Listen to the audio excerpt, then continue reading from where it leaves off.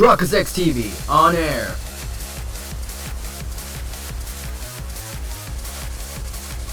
We are now live in 3, 2, 1. You guys made it safe and sound! Yeah, things got kind of crazy, but we made it through somehow. Amazing! You guys really flew here in that UFO. Are you really that surprised? Finding out you're a robot, Poochie, was way more of a shock.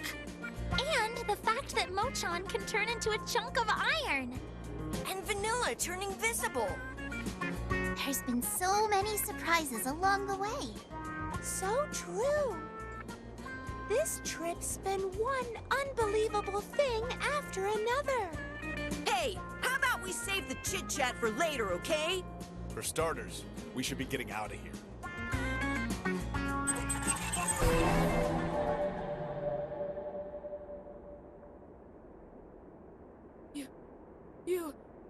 You're... It's been a while, PCH-01. I have watched over you all along. It can't be. That's right, my name is MAIK, the god offering salvation to all beings here on this planet.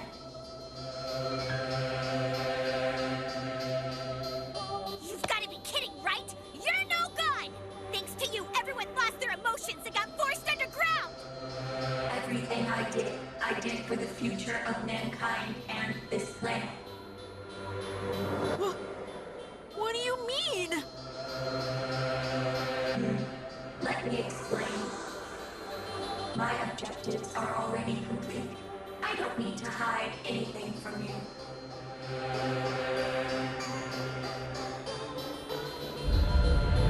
An earthquake? You all know when these earthquakes started, don't you? Let me think. It was around the summer of 1990. There's a rumor they were caused by an earthquake weapon developed by some country. That's no rumor. It's a fact. Experiments with that weapon caused a chain of earthquake swarms across the globe. Of course, those experiments have nothing to do with me.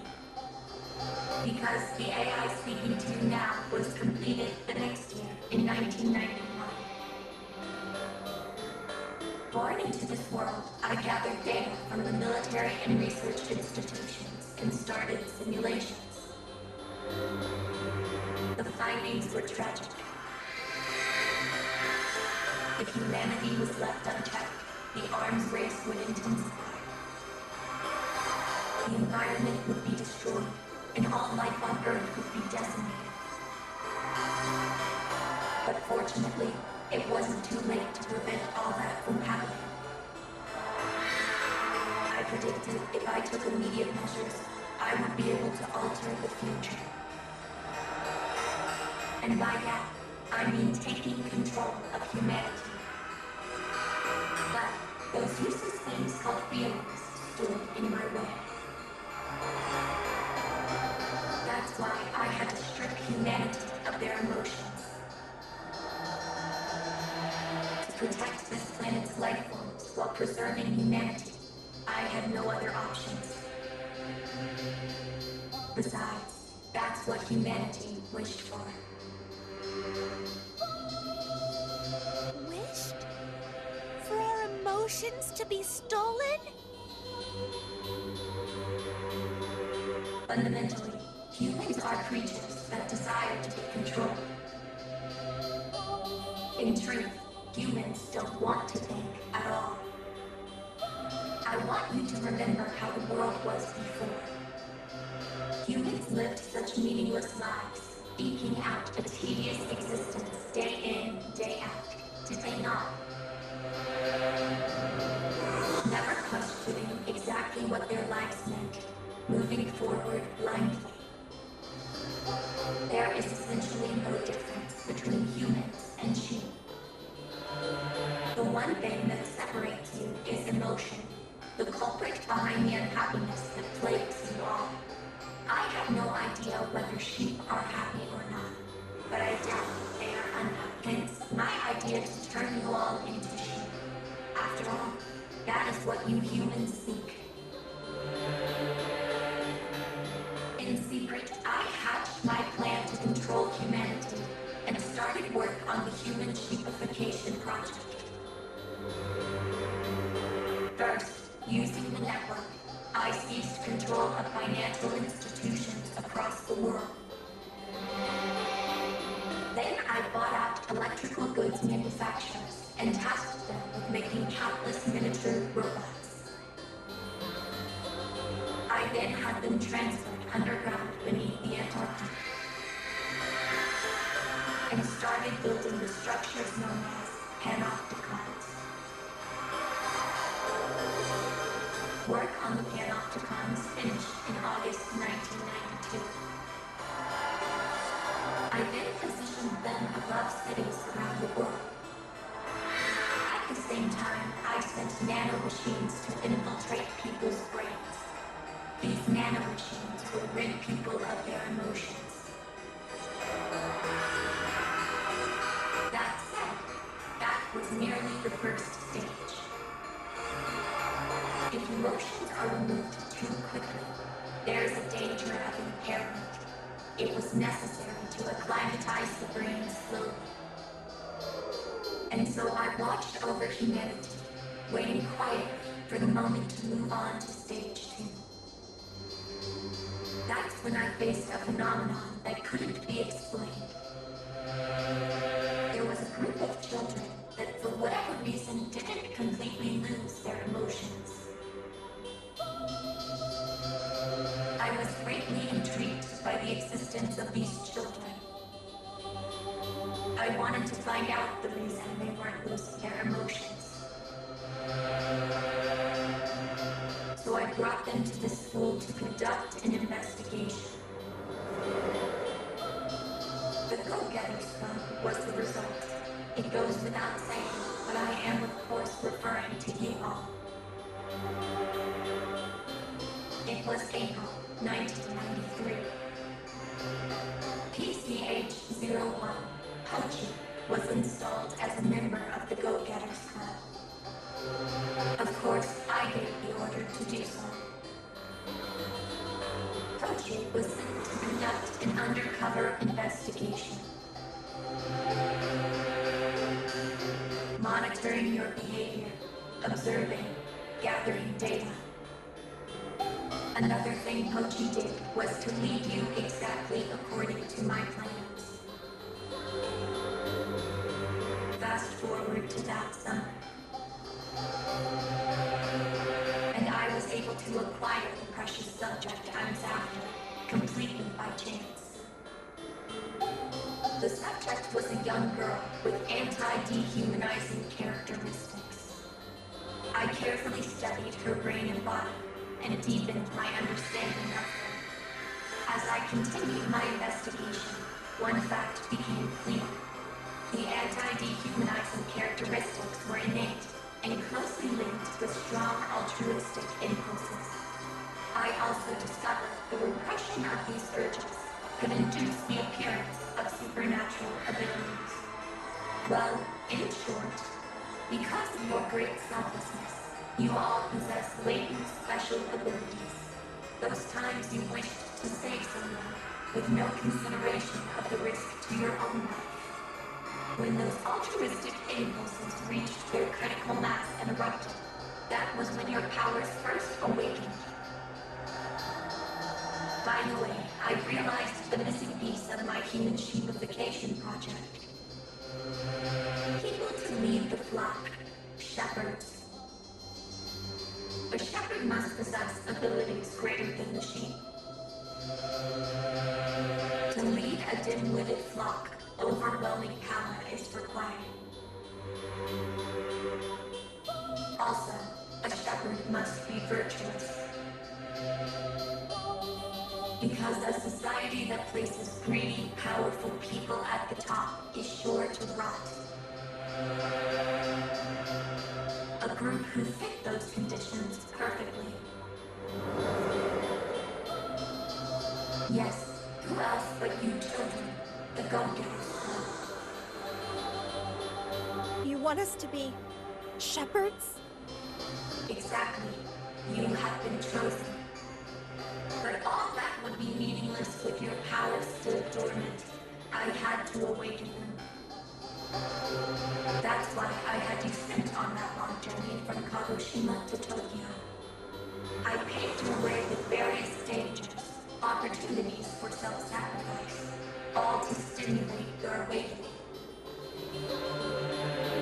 In order to realize my plan, there were times I showed you illusions. Illusions? The strange creatures and obstacles you encountered on your trip, most of them were merely virtual, although not everything.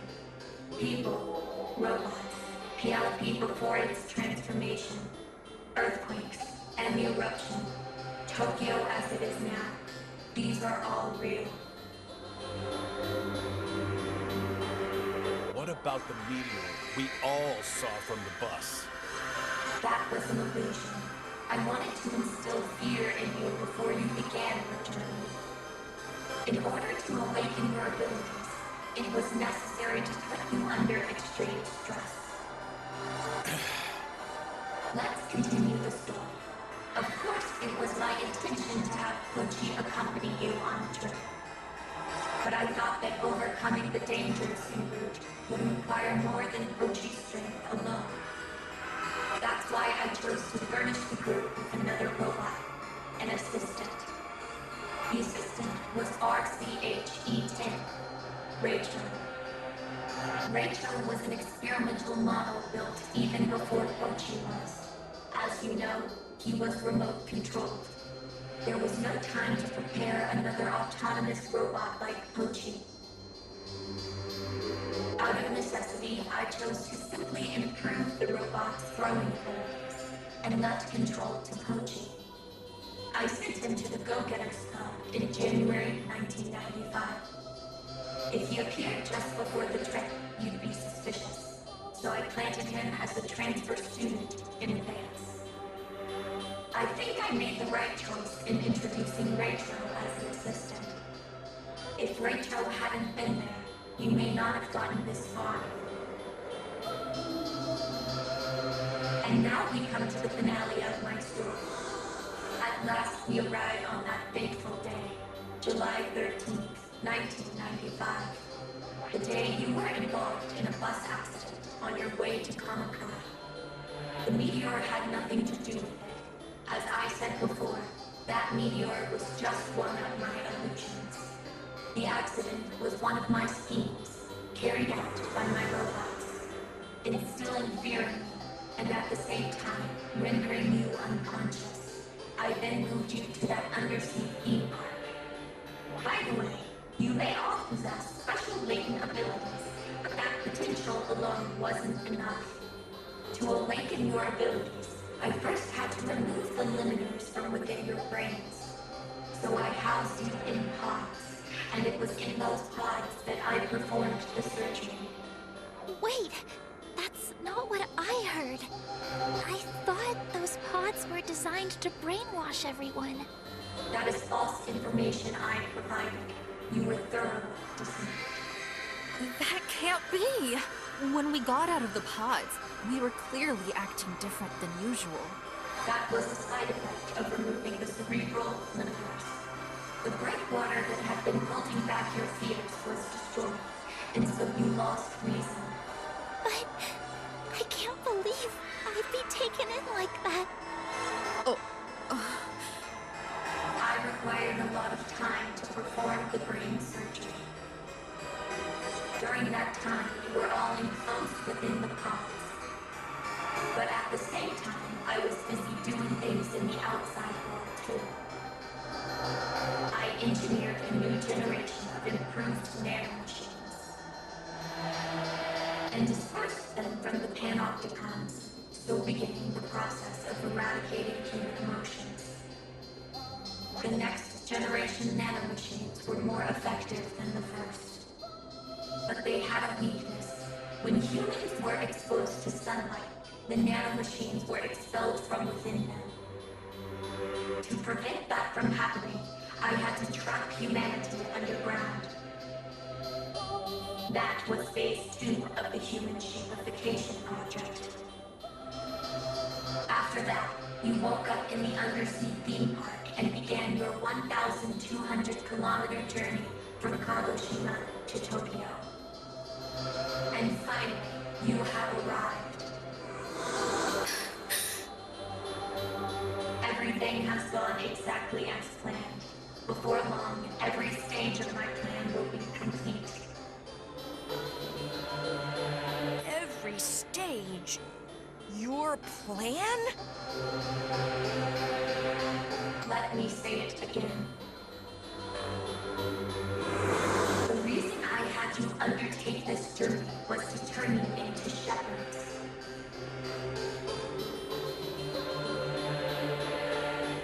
I needed to awaken all of your abilities, and that process is now complete. Not a single member of the Go-Getters Club remains unawakened. In Kagoshima, I got the ability to turn into a chunk of iron. And in Yamaguchi, my fire-breathing ability. In the Ehime cult facility, I got my inventing powers. On the cargo ship, I learned to use my barrier. I unlocked my gravity flip underground in Kyoto. I was on that train when I got my hyper-electric wave. Same for my ability. On that same train. Just before in the corridor.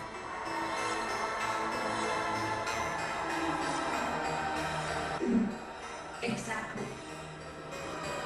Accordingly, you have all completed your shepherd training. The only thing left is to wait for your reply. Reply? I devised 2 strategies to protect life on this planet. One of those was the Human Sheepification Project. The goal was to support all life forms on this planet, while at the same time preserving humanity. But there is another way. The extermination of humankind. All I need to do is detonate the nanomachines in everyone's brains.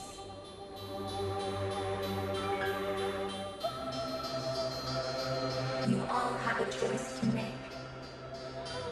Become shepherds and make human sheepification a reality. Or annihilate humankind.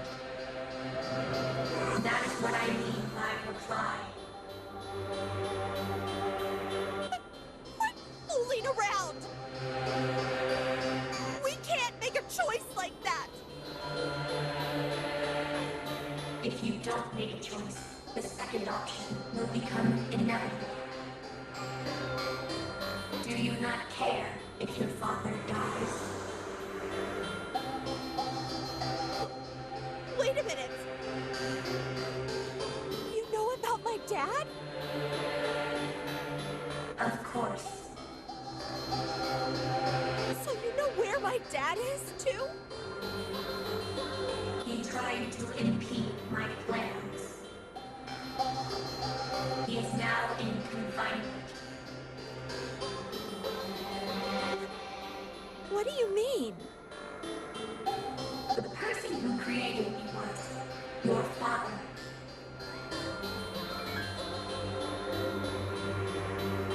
You're lying! My dad! Mike!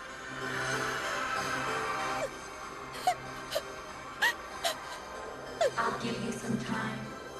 3 days. Use them to think things through. Till then.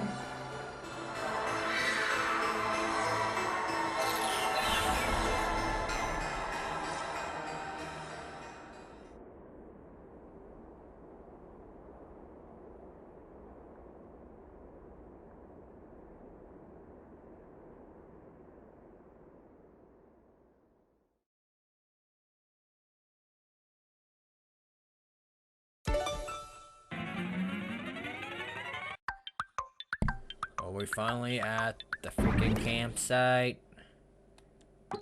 Nope. Like, comment, subscribe. Chuck us TV, and I'm sending out.